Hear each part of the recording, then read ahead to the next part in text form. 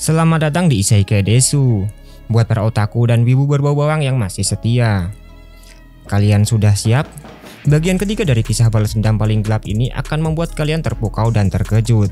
Ini dia Kaifuku Jutsushi no Yarinaoshi Part 3. Ini adalah anime ecchi paling badas versi Isekai Desu, di mana MC adalah pahlawan penyembuh yang melakukan balas dendam gila dan juga menyayat hati. MC culun ini akan menjadi karakter OP yang bakalan mantap-mantapan sama semua wanita yang ditemuinya. Jika kalian penasaran, jangan kemana-mana, simak videonya sampai habis.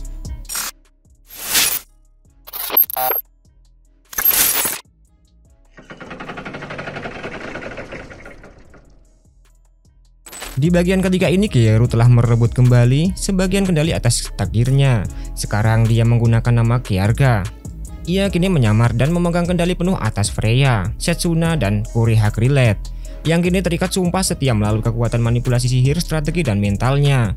Namun, dunia tetap menjadi tempat yang berbahaya. Setiap orang yang pernah menindasnya masih memiliki kekuatan yang besar, dan mereka mulai merasakan kehadiran bahaya yang datang. Kali ini bahaya besar datang dari Putri Non, yaitu sang adik dari Putri Flare, atau yang sekarang kita kenal sebagai nama Freya ya. Meskipun tindakan Putri Norn kali ini menggunakan kaki tangan Leonardo dan Sandra dari kampung halaman Khyarga. Khyarga berlari dari tribun area Kolosium. Semua orang di sana menganggap bahwa ini adalah eksekusi Kyeru yang dianggap penyembuh yang menganut aliran sesat. Pertarungan langsung terjadi. Para prajurit yang menyerang cukup disentuh saja oleh Kyeru langsung hancur. Arena pun menjadi tempat pertumpahan darah seketika. Para prajurit tanpa belas kasihan mengeksekusi penduduk desa yang tidak bersalah. Bahkan mereka masih menyalahkan Kyeru atas kematian mereka. Saat mereka terbunuh, aku akan membalaskan dendam mereka, kata Kyeru. Di sini Kyeru beneran anti naif ya guys. Saat penghalang diaktifkan, para prajurit pun banyak yang pingsan. Ternyata karena mereka menggunakan kalung anti penyerapan energi sihir dan stamina. Oleh karena itu, arena pun auto menjadi kolam darah pembantaian. Sebenarnya fungsi penghalang sihir adalah sebaliknya. Ketika diaktifkan, orang di dalamnya selain yang menggunakan kalung akan melemah. Tetapi tim Kyeru sudah mengakalinya dengan cara membalikkan fungsinya. Siapa sangka kelicikan Putri Non sudah jauh melebihi bayangan. Para penduduk yang tersisa sebelumnya sudah diberikan racun terlebih dahulu. Sehingga mau berhasil atau gagal Kyeru menyelamatkan mereka, tetap saja para penduduk pun akan meninggal dan Kyeru akan putus asa. Di saat yang sama muncul hologram dari Putri Flare atau yang sekarang kita kenal dengan Freya. Dia mengatakan kebenaran pada para pengunjung Kolosium, bahkan meyakinkan mereka dengan nyanyian kerajaan dan sihir skala besar yang hanya dimiliki oleh dan hanya bisa dilakukan oleh pahlawan sihir Putri Flare. Akhirnya para pengunjung pun sadar akan kebenaran bahwa Putri belum meninggal, tetapi diselamatkan oleh Kyeru. Setelah ledakan sihir pun para penduduk yang berada di Kolosium langsung menyerang prajurit yang ada di arena itu.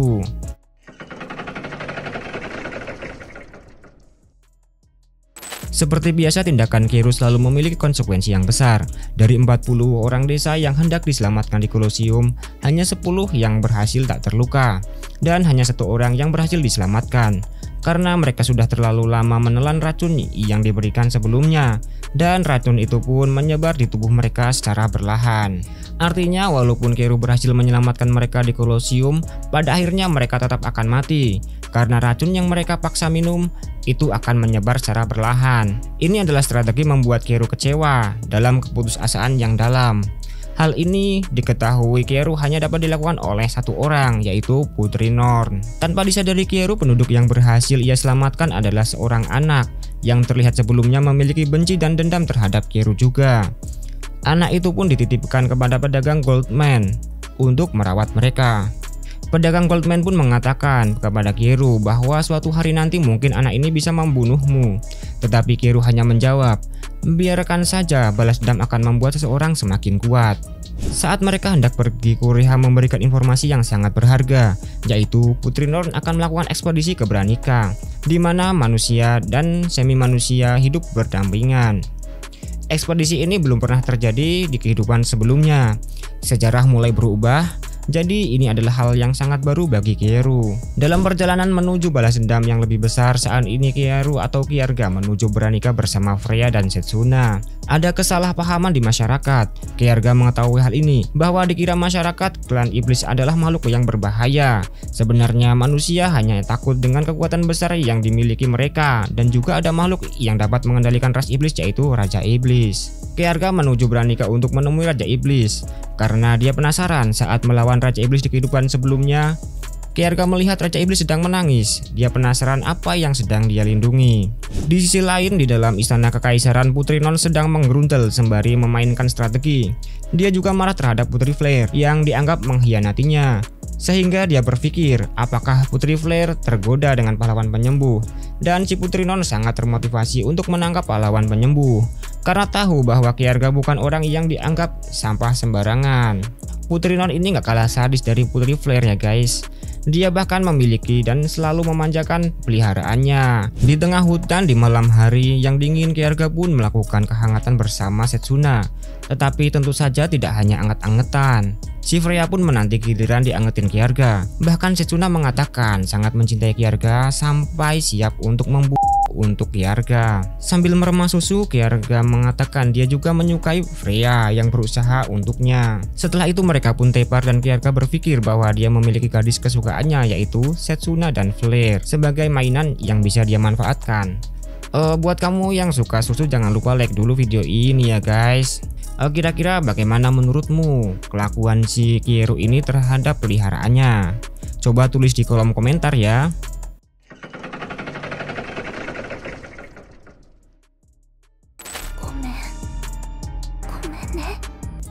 Siapakah gadis cantik ini? Kenapa dia minta maaf? Kita akan tahu jawabannya nanti. Tetap simak videonya sampai habis ya guys. Di perkemahan, Khyarga seperti biasa tergeletak dua gadis telanjang yang baru mantap-mantapan. Di luar tenda, Khyarga membuat tongkat sihir yang dapat menahan sihir yang sangat kuat yang sekarang dimiliki oleh Freya. Apakah nanti dia akan menyadarkan lagi Freya sebagai Putri Flare? Coba tulis pendapatmu di kolom komentar ya. Bagi Khyarga, ingin menciptakan senjata terkuat yang menyerupai senjata ilahi. Senjata ini hanya bisa dikendalikan oleh pahlawan terkuat. Senjata ilahi ini awalnya adalah sebuah batu sihir yang bukan dibuat oleh manusia. Saat batu ini dipegang oleh pahlawan, maka batu tersebut akan berubah menjadi sebuah senjata yang cocok dengan pahlawan itu. Saat ini hanya ada 3 batu permata di kerajaan Georial. Karena ada 4 pahlawan, maka hanya Kyeru yang tidak mendapatkan senjata ilahi ini guys. Dia pun bertanya-tanya senjata apakah yang akan muncul ketika dia memegang batu tersebut. Hal itu pun mengingatkan kepada pahlawan Bullet dan Blade. Dia ingin membunuh dan merebut senjata mereka. Mereka pun sampai di Branica. Sejarahnya Branica ini dulu kota pinggiran dari kerajaan Georial. Tetapi karena bangsa iblis menyerang, kerajaan pun membuang kota Branica ini. Mereka pun bertahan sebagai kota perbatasan. Dan saat ini manusia beserta ras iblis hidup berdampingan di kota dan mereka hidup damai. Sudah 20 tahun mereka berkompromi antara manusia dengan ras iblis, membangun kota bersama dan hidup berdamai. Manusia pun bisa mendonorkan darahnya untuk ras iblis, atau mereka sebut dengan umpan iblis. Bagi yang tidak kuat darah, bisa juga membayar pajak dengan uang. Sungguh kompromi yang sangat menarik ya guys. Tidak disangka di dalam kedai Khyarga pun bertemu dengan seorang wanita yang menyerupai ras iblis yang pernah dia lawan di kehidupan sebelumnya. Ternyata wanita ini memang kandidat ras iblis yang mungkin 4 tahun lagi akan menjabat. Gaya hidup di kota yang damai ini sangat berbeda dengan yang ada di kerajaan Georial. Bila kerajaan Georial mengetahui, mungkin akan menaklukkan dan menyerang kota ini, dan kedamaian antara ras iblis dan manusia pun akan sirna. Saat sedang membicarakan makhluk yang mengatur semua makhluk iblis adalah Raja Iblis, mereka pun membayangkan bahwa dia adalah orang yang besar, berkulit kasar dan sangat sangar. Tetapi Khyarga dengan santainya menunjuk wanita yang ada di sebelahnya dengan mengatakan dia ini adalah Raja Iblis, sembari menunjuk seorang wanita yang ada di sebelahnya. Gadis itu pun menyangkalnya, bahkan dia mengatakan bahwa dia hanyalah gadis biasa yang sederhana, bahkan untuk makan kali ini saja dia sangat kesulitan. Meskipun sempat menolak, tapi akhirnya Khyarga menraktir makanan si gadis ras iblis ini guys. Khyarga pun membalas betapa cantik dan eloknya sosok ras iblis yang dia kenal dengan ciri-ciri rambut perak dan sayap hitam yang menawan. Ternyata hal itu adalah sesuatu yang sangat tabu untuk disebutkan, karena Raja Iblis sebelumnya memburu ras ini dengan hadiah yang cukup untuk hidup hingga anak cucu. Mungkin kita sudah tahu ya guys, di awal segmen kita ini sudah melihat bahwa gadis ini juga memiliki sayap hitam dan kemungkinan besar hari ini juga dia sedang diburu. Tak berselang waktu lama, benar saja Kero langsung memperingatkan mereka untuk mengeluarkan sihir pertahanan yang penuh. Serangan besar pun datang dari sisi kerumunan. Setsuna dan Freya menahan serangan itu bersamaan, sedangkan si gadis iblis ini dengan santai menahannya sendirian. Kero mengatakan pada gadis iblis ini bahwa formasi serangan ini sudah jelas direncanakan dan terkoordinasi. Dan juga apabila ada serangan mencolok seperti ini, biasanya ini adalah pengecoh saja. Gadis ini pun ternyata terkena panah beracun dan tumbang. Khyarga menawarkan jasa perlindungan untuk disewa dan dia akan minta bayaran nantinya. Tentu saja gadis ini minta tolong kepada Khyarga. Dengan mudah mereka menghancurkan Minotaurus yang menyerangnya. Dia ingin bertemu dengan Raja Iblis yang pernah dia temui. Dengan ciri fisik, mata merah, rambut berak, dan sayap hitam. Tetapi si gadis itu mengatakan bahwa ras sayap hitam terakhir memimpin adalah 30 tahun yang lalu. Kamu terlalu muda untuk bertemu dengannya. Khyarga pun berterus terang bahwa itu bukan masa lalu, tetapi adalah masa depan. Tepatnya 4 tahun dari sekarang. Yang artinya adalah Khyarga mengatakan bahwa dia melihat kenyataan bahwa gadis yang sedang diajaknya bicara akan menjadi Raja Iblis di masa depan. Agar gadis itu percaya pun, Khyarga memperkenalkan dirinya bahwa dia adalah pahlawan penyembuh. Seketika itu gadis ras iblis ini panik, apalagi Khyarga menyebutkan klan sayap hitam bernama Iferis, dimana itu adalah identitas asli dari si gadis iblis ini guys. Intinya Khyarga menginginkan manusia dan ras iblis bisa hidup berdampingan, sedangkan si gadis memiliki potensi kekuatan untuk melakukan itu di masa depan. Jadi Khyarga mengharapkan bisa bekerja sama. Raja iblis sebelumnya adalah dari ras sayap hitam, sedangkan sekarang dari ras yang berbeda. Sehingga Raja Iblis yang sekarang takut pada kekuatan sayap hitam dan bermaksud untuk membasmi mereka. Gadis ini juga seorang calon Raja Iblis yang membuat bernilai sangat besar. Meskipun sudah menawarkan bantuan perlindungan hingga terpilihnya Raja Iblis nanti, karena menurut Khyarga apabila si Everis ini menjadi Raja Iblis maka akan membuat dia dan orang lain lebih nyaman. Khyarga pun paham bahwa teman-teman dan ras sayap iblis lainnya yang telah terbunuh menjadi beban dan tanggung jawab Everis. Khyarga menyuruh Ivy untuk balas dendam dan menawarkan jasa bantuan balas dendam seperti yang dia lakukan kepada Setsuna dulu. Ternyata gadis iblis ini kuat imannya ya guys. Dia masih curiga terhadap Khyarga karena dilihat dari manapun Khyarga bukan orang yang ingin melakukan itu hanya untuk keadilan. Ivy pun menanyakan tujuan Khyarga yang sebenarnya. Dengan terus terang Khyarga mengatakan dia ingin jantung Raja Iblis. Untuk mengurangi keraguan Ivy, Khyarga pun menambahkan bahwa bukan jantungmu tetapi jantung Raja Iblis yang sekarang sedang berkuasa. Kalian pasti sudah tahu ya guys, chapter 1 kita sudah menjelaskan bahwa Kyeru memiliki kekuatan yang sangat besar dari jantung Raja Iblis, yaitu batu bertuah, dan dia berhasil meriset dunia menggunakan batu itu. Kira-kira kali ini dia akan gunakan untuk apa lagi ya guys? Coba tulis pendapatmu di kolom komentar. Iferis tidak langsung menjawabnya bahwa bayaran yang dia minta adalah batu jantung Raja Iblis yang sekarang. Selanjutnya malam pun datang berganti. Pagi menjelang, suara desahan Setsuna dan Freya membangunkan Ivy yang sedang tertidur di tumpukan jerami. Ivy pun sempat khawatir Khyarga akan melakukan apa kepadanya. Tetapi Khyarga mengatakan, tenang saja, aku tidak akan memaksamu, karena itu bertentangan dengan prinsipku. Tapi jika kamu menginginkannya, kamu boleh ikut bergabung loh. Begitu kata Khyarga. Ini adalah rutinitas kami. Ini adalah hal paling menyenangkan dari perjalanan kami. Kalau kamu ingin ikut dengan kami, biasakanlah. Emang dasarnya si Khyarga ini udah rusak ya guys. Dia menyuruh Ivy beradaptasi dengan kebiasaan mereka ini. Mau ikut mantap-mantap ataupun tidak terserah Ivy. Pada endingnya, Ivy mengatakan bahwa dia bukan gadis kecil dan jika dia mau, dia bisa saja melakukan hal itu. Apakah Ivy akan melakukannya dengan Khyarga? Coba tulis pendapatmu di kolom komentar ya.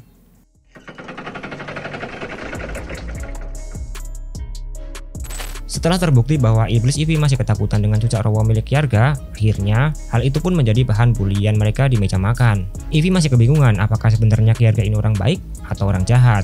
Dengan ringan mereka menjawab bahwa Khyarga ini adalah orang baik. Saat mencoba masakan yang dibuat oleh Khyarga, Ivy pun bertanya, apakah kamu yang membuat ini? Ternyata kamu pandai memasak. Dan Khyarga pun menegaskan bahwa makanan lezat adalah hal terpenting nomor 2 dalam perjalanan kami. Karena penasaran dengan hal pertama yang paling penting dalam perjalanan mereka, Ivy pun bertanya, apa hal pertama yang terpenting dalam perjalanan mereka? Dengan ringan Khyarga pun menjawab, jelas saja mantap-mantap. Mendengar jawaban itu pun Ivy tersipu malu. karena Kierga selalu terang-terangan dan tidak pernah menahan diri. Sarapan pun berlanjut karena Ivy adalah cucu Raja Iblis dan satu-satunya kandidat Raja Iblis selanjutnya. Kierga membahas permintaan kerjasama, dan kalau Ivy mau, Kierga berjanji akan melindunginya bersama Setsuna beserta Freya. Kierga yang menjanjikan perjalanan Ivy akan aman sampai menjadi Raja Iblis, imbalannya hanyalah batu filsuf alias jantung Raja Iblis. Jantung Raja Iblis yang sekarang sedang menjabat.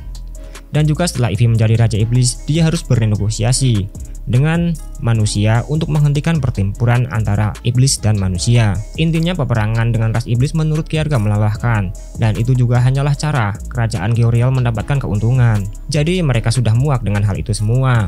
Meskipun pembicaraan cukup penting, si Ivy ini masih syok dengan kejadian pagi tadi. Jadi hal pertama yang dipikirkan, apakah beneran si Kierga tidak akan mengincar tubuhnya? Tentu saja bagi Kierga melakukan hal sejauh ini tidak hanya untuk membahayakan Setsuna dan Freya yang berharga, karena hanya jatuh cinta kepadamu. Kamu berpikir berlebihan tentang dirimu sendiri, kata Kierga. Akhirnya Ivy pun sepakat dan memohon bantuan kepada Kierga untuk memasukkannya ke dalam tim. Dan entah kenapa Ivy juga menegaskan bahwa dia adalah wanita dewasa sambil tersipu malu. Kira-kira kenapa ya guys? Coba tulis pendapatmu di kolom komentar.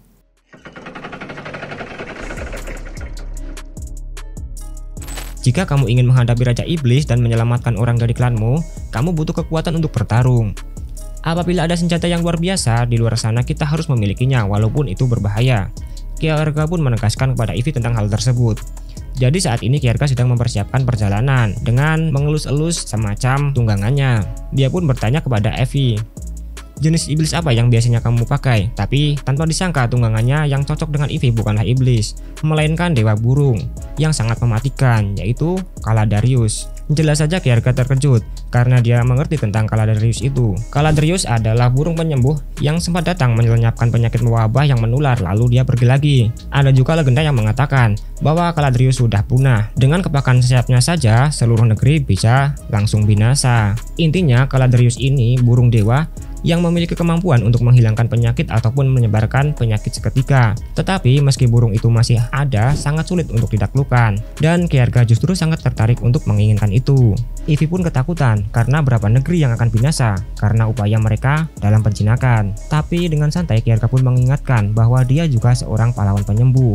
Jika burung itu memiliki penyakit yang mengerikan, dia bisa menyembuhkannya. Ada beberapa syarat untuk menundukkan Caladarius ini ya guys. Karena beberapa dari mereka sedang berkeliling planet, maka harus ada ujian terlebih dahulu yang harus diambil. Kierga pun langsung gasken mengumpulkan informasi dengan wajah palsunya yang baru. Sebenarnya sejak awal kedai tempat makan Kierga makan di Kota Berani hancur, Kierga sangat menyayangkannya dan marah kepada ras sapi yang menyerang Eve di sana karena Kierga merasa makanan di sana sangat enak. Nah, ini kebetulan banget guys. Saat Kierga hendak mencari informasi, dia sempat berhenti di depan reruntuhan kedai tersebut. Dan rasa manusia sapi pun datang menggunakan monster bisonnya. Ternyata mereka masih paham dengan aroma Kierga. Jadi meskipun Kierga berganti wajah, mereka tetap memahami bahwa itu adalah Kierga yang asli. Serudukan manusia sapi pun tak berarti. Kierga hanya melempar sebilah pisau dan monster bison pun mengamuk.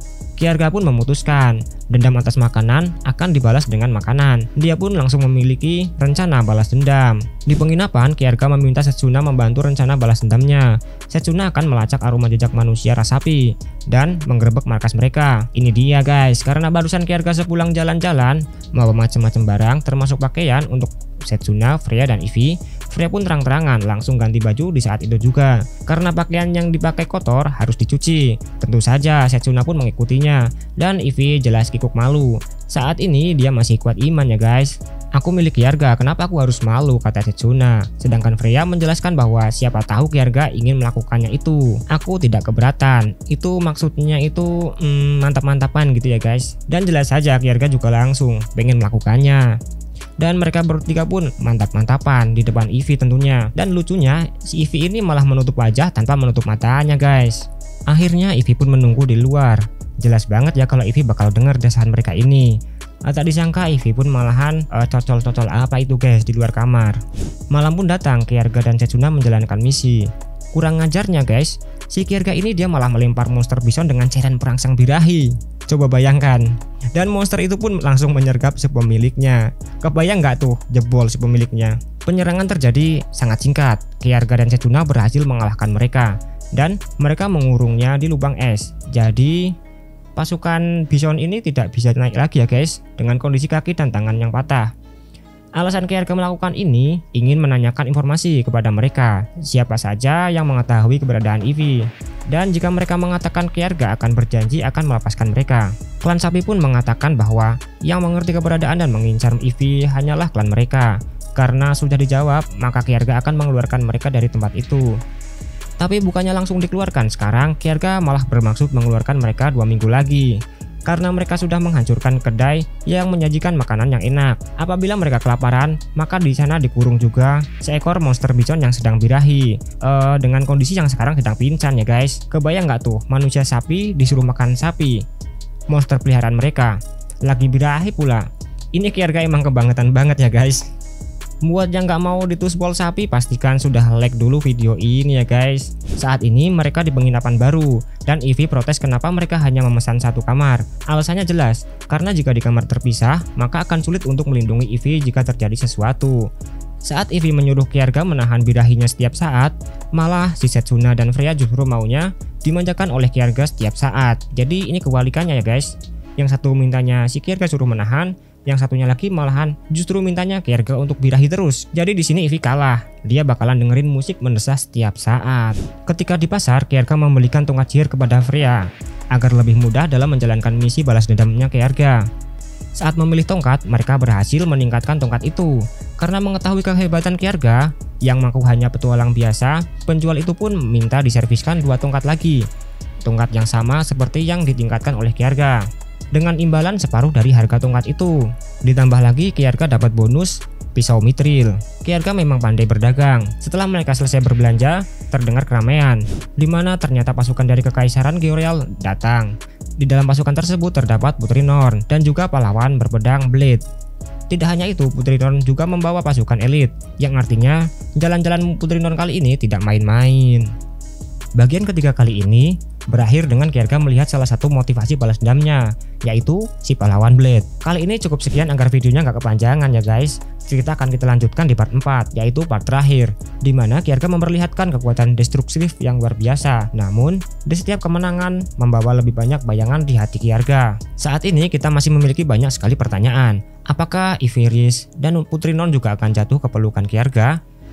Sampai sejauh mana Kierga akan pergi? Apakah dia bisa membebaskan dirinya dari masa lalunya? Atau Kierga akan menjadi monster yang tak berbeda dari yang dia benci? Saksikanlah kelanjutannya di part 4 atau part terakhir dari alur anime Kaifuku Jujutsu no Yarinaoshi alias Redo of Healer versi Isekai Desu. Kalau kalian suka dengan alur yang makin mantap-mantap, jangan lupa kasih like ke video ini, share ke sesama otaku lainnya, dan pastikan kalian sudah subscribe Isekai Desu ya. Apabila ada masukan, kritik, dan juga saran, jangan sungkan untuk menuliskannya di kolom komentar.